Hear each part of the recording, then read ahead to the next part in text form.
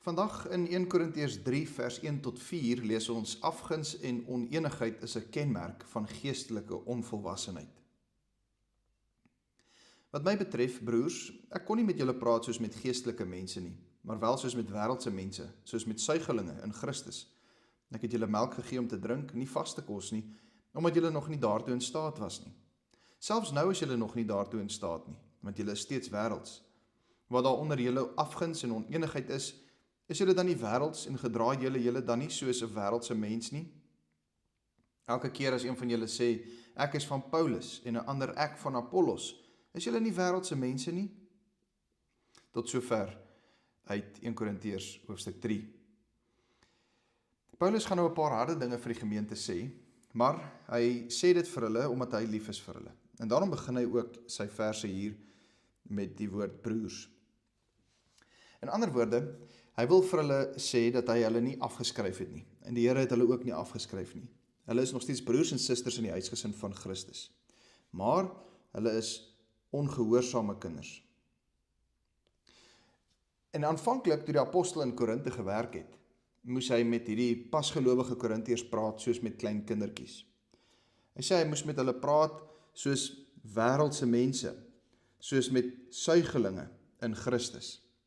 Hy moes so met hulle praat, want hy kon nie met hulle praat as geestelik volwassenes, as geestelike mense nie, want hulle was nog jonk in die geloof, hulle het pas op bekering gekom. Dit is heel normaal dat hulle geestelik kinderagtig was. Paulus het hulle geestelike toestand goed in ag geneem, en dit is ook hoe hy hulle bedien het. Hy sê in vers 2, hy het nie direk begin deur groot en moeilike geestelike wyshede in hulle te probeer bring nie.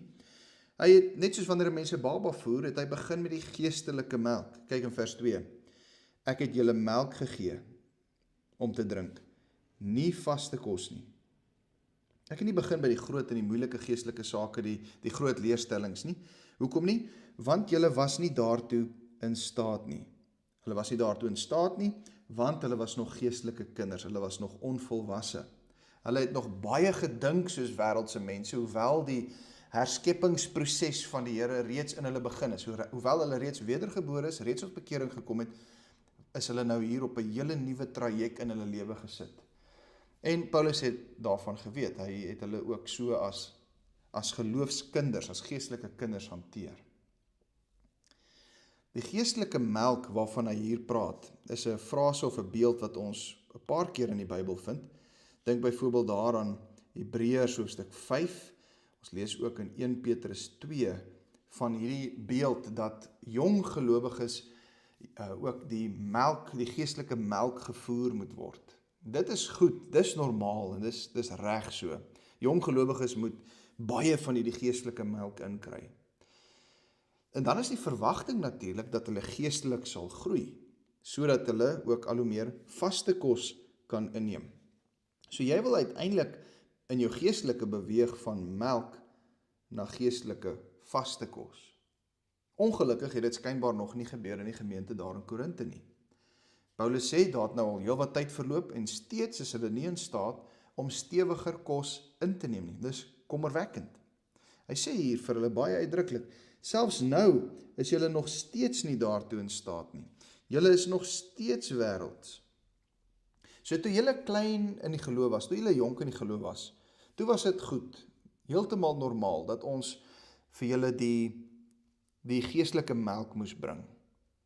Maar nou dat daar tyd verloop het, en nou dat julle al 'n ruk lank Christen is, nou moes hier al iets gebeur het, nou moes julle al gegroei het, en dit het nog steeds nie gebeur nie.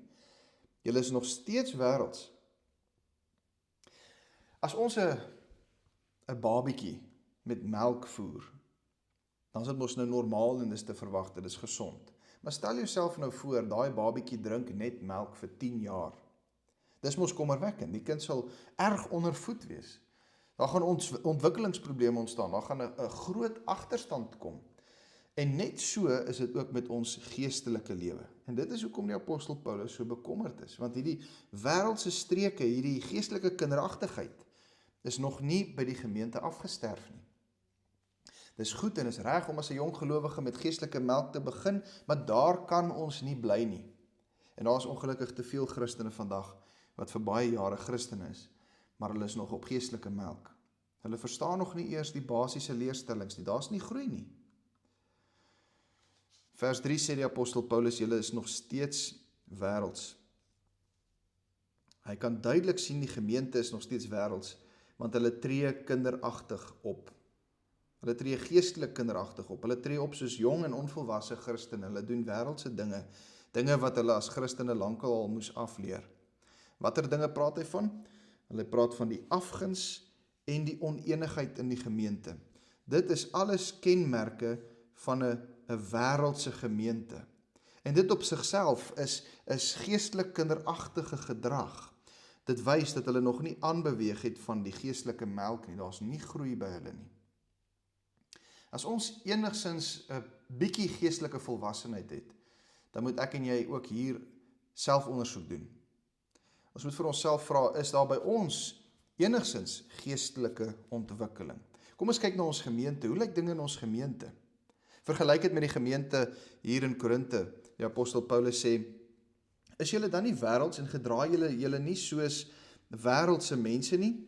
Elke keer as een van julle sê, ek is van Paulus en 'n ander ek van Apollos, is julle dan nie wêreldse mense nie? In ander woorde, hoe beskryf hy die wêreldse gesindheid? Wat is die geestelike onvolwassenheid waarvan hy praat? Is daai faksies waarvan ons ook gelees het in hoofstuk 1, waar die gemeentelede heeltyd en al ewig tou trek onder mekaar en groepies onder mekaar het en baklei oor watter leier is nou regtig die beste en hoe belangrik is daai leier teenoor daai leier en ek is eintlik beter as jy want Apollos het my gedoop terwyl jy nie gedoop is deur Apollos nie of wat ook al. Jy kan sommer die kinderagtigheid eintlik daarin hoor. Nou as 'n nuwe Christen, doen 'n bietjie selfondersoek. As jy 'n nuwe Christen is, jong Christen is, dan is dit heeltemal goed en is reg dat jy by die basiese leerstelling soos byvoorbeeld die apostoliese geloofsbelijdenis bly.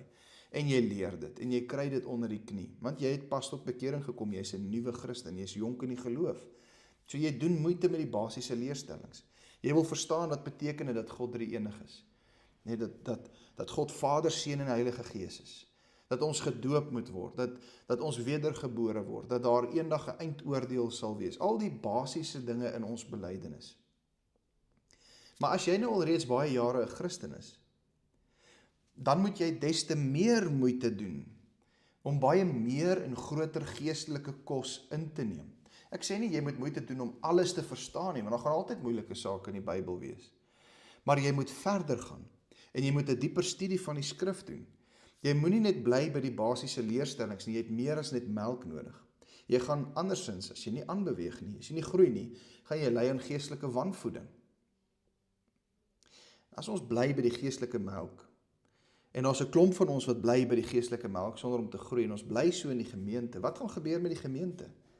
Ons kan verwag dat presies met ons gemeente sal gebeur wat met die gemeente in Korinte gebeur het. Daar gaan allerhande onenigheid ontstaan, jaloesie ontstaan, afguns en noem maar op. Miskien groepies en faksies. Geestelike kinderagtigheid is aan die orde van die dag in 'n gemeente waar daar nie geestelike groei is nie. Kom ons bid saam. Vader, verlig asseblief ons geestelike oë sodat ons geestelike situasie reg sal sien en opsom. Ons bid vir gehoorsaamheid aan die woord, selfs al praat U soms hard met ons. Help ons om geestelik te groei en vergewe ons waar ons geestelik kinderagtig optree. Help ons ook om met baie liefde en deernis om te sien na ander gelowiges wat nog jonk in die geloof is. Amen.